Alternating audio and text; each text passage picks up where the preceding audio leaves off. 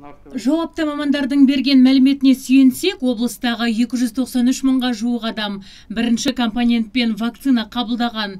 Айта кетсек, Түркістан облысы COVID-19-ға қарсы вакцина салдыру көрсеткіші бойынша елімізде бірінші орынға жайғасты.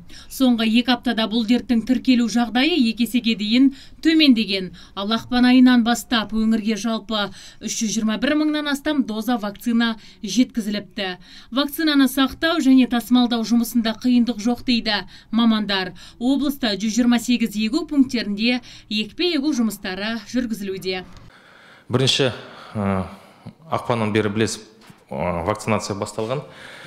Бізде республика бойынша салу бойынша бірінші орында тұрамыз.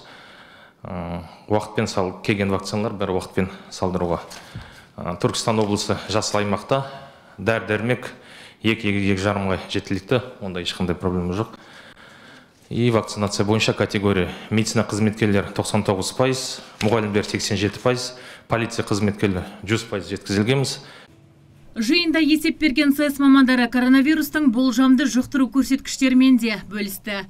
Талдау жүргізілген 3 мыңға жуық жағдайдың 38%-ы қарым-қатынастағылар арасынан анықталып отыр.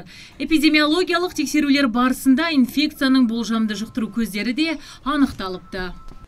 Мерекелік жиындар, кафеде, отбасылық шараларда 27% жұқтырып отыр.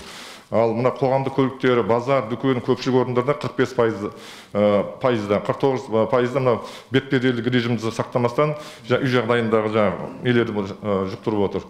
Айта кетейік, өңірде пандемия басталғалы 800 мыңға жуық адам ПТР тест тапсырыпты.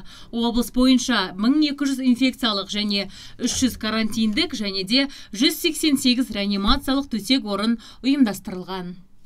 Азиза Мадяр, Роман Примхолов, Нарньюз.